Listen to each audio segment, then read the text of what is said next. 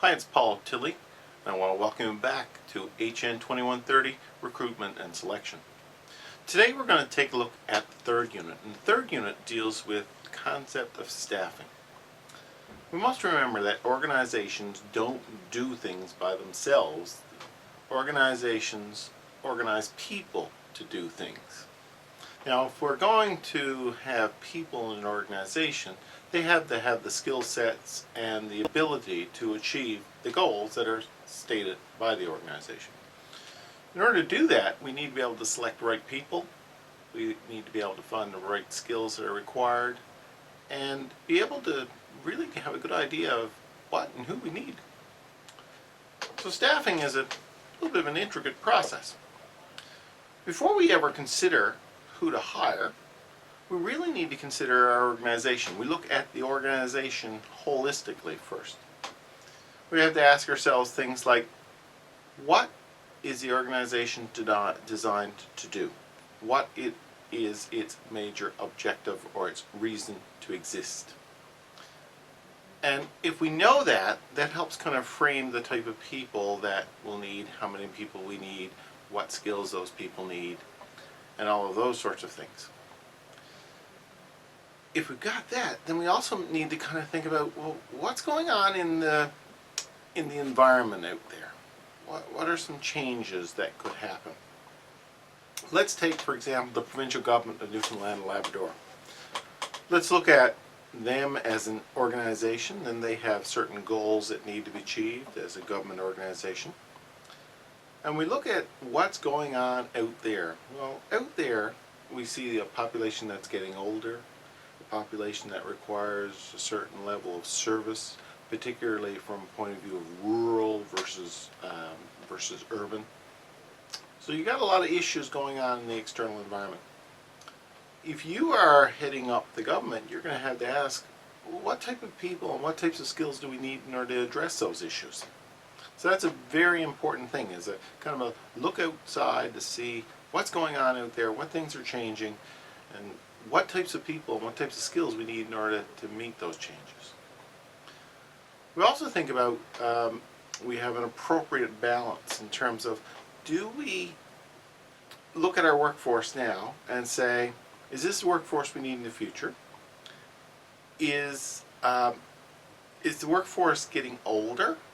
Are they young? Will they walk out the door in several years? You know, some organizations with a really young workforce could see a lot of people move out and other people need to replace them because people just leave and go to another job. Organizations that have an older workforce are going to have a similar issue, but it's because people are retiring. So do we need to replace those people? So something as simple as looking at your workforce there and saying, okay, well, 3 of them are ready to retire in the next 2 years. That's a good indicator that you're going to need to replace those positions in the next little while. And if you look at the people who are in the positions now, what are their skills, and what skills do we need to replace them with? That's a big important one. We also think about the organization. Is the organizational structure going to change? Do you see the organization growing, shrinking, expanding in a certain direction? Those things are going to impact the types of jobs that are going to come available and the needs that are going to need to be filled with those jobs. And we're going to have to think about constantly, what are the things that are going to change? How are we going to adapt to those changes? What types of people are going to be needed in order to fulfill those changes? So before we do any hiring, that organizational process, that organizational analysis is absolutely essential, and every organization needs to do it. So once you've got your organization assessed in terms of what are some of the things that are going to change, then we kind of need to look much more closely. We need to find out what are some of the jobs that need to be done within the organization. What are some of the things that we identify? Let's say, for example, you have an organization and you look at the changes that are going on in the world with regards to technology and the increased amount of computers or use of computers or computerized technology. That's going to point to the need to be able to hire people who have some skills in computers. That's a simple, brief type of organizational analysis that points into a job analysis. And really the job analysis is the next major step. Now with the job analysis, what we're doing is we're looking for some primary thing. We're looking for the knowledge that is required in order to do the job, the skills, which are the ability to apply that knowledge to be able to do the job, and the abilities. What are some of the abilities that a person must have? Must he be able to run great distances, walk great distances, sit for a long time, stand for a long time? What are some of the abilities? And we also consider some other characteristics that flow in there, such as attitude and things like that, that are going to be important for the person to be successful doing the job. And this kind of flows into what is the proper fit. And we're gonna look at those bunch of criteria that we lay out there in the KSAs, knowledge, skills, abilities, and other attributes. And we're gonna look at our potential candidates, and we're gonna measure an individual candidate against how well they stack up against what's required in order to help make our selection decision. So we need to do this analysis at the job level. What specific skills are required for a job? Take, for example, a machinist. My father was a machinist. He was a master machinist in his day. However, it was using a traditional lathe which had a bunch of handles on it, and you could maneuver stuff, and I'm sure he could do all the wonderful things that were needed at that point in time to make something. But let's bring that type of skill, that type of trade to today's world. A machinist today has to be able to program a computer, because most lathes today use computers and computerized numeric controls, CNC, in order to create a particular profile.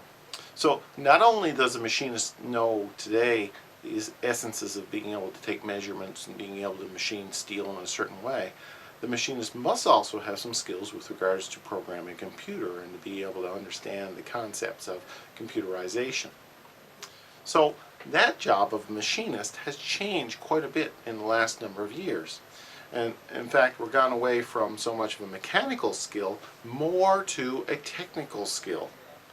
So when we do a job analysis, we have to assess whether or not the position is the same as it was for the last 20 years, what things have changed, and to be able to rewrite these specifications in terms of what someone needs to know in order to do that job into the future. Same thing with people who are typists. You know, a typist must be able to type. Well, 30 years ago, being able to type on a keyboard for an electric typewriter would have been fine.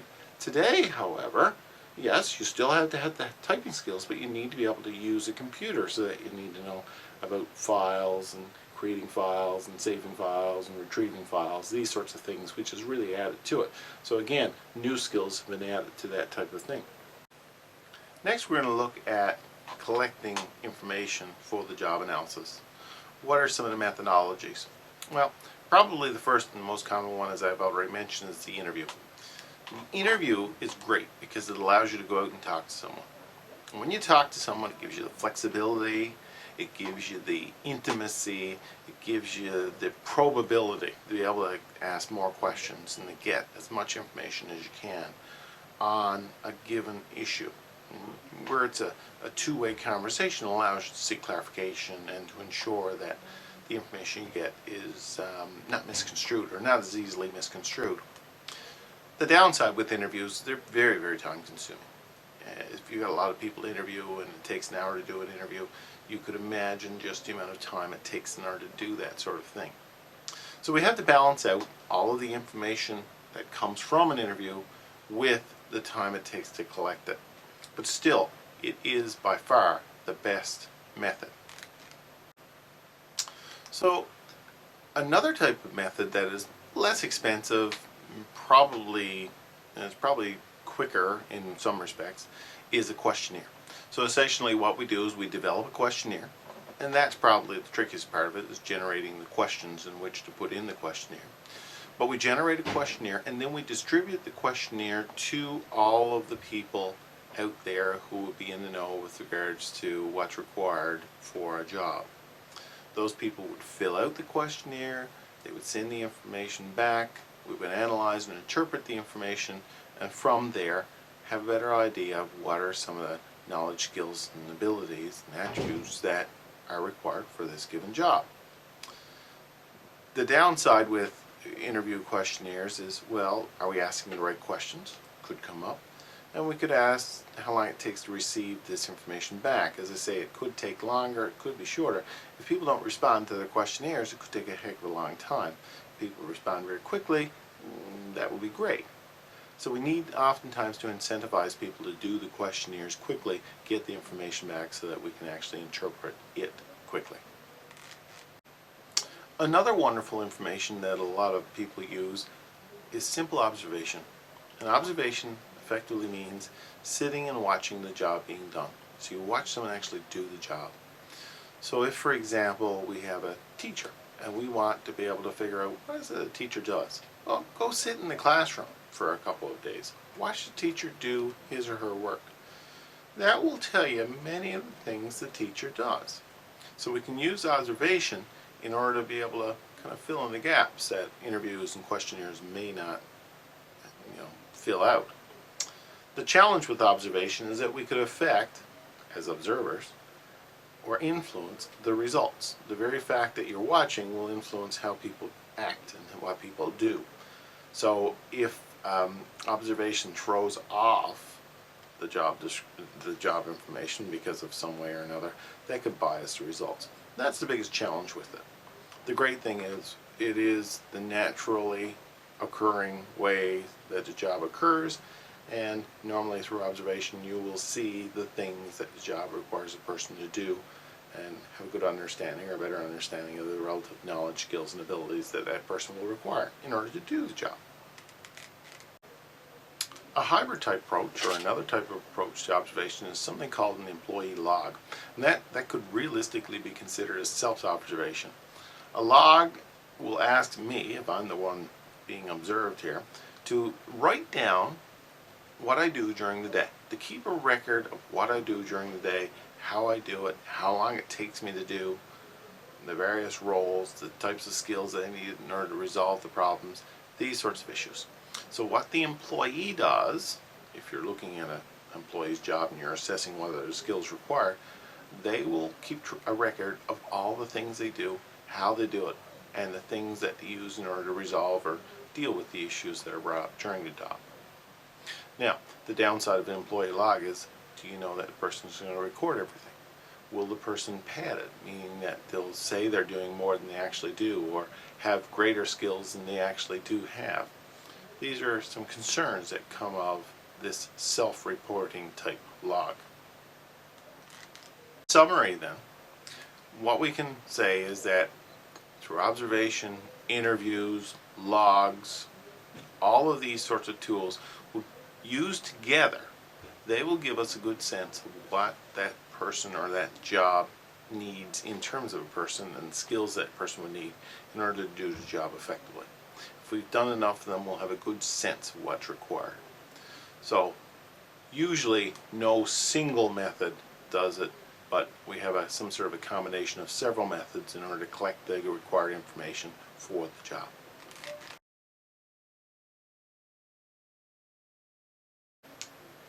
To finish off our discussion of the job analysis, we need really to talk about a very important website that the federal government has in place called the National Occupational Classification System, or NOC codes.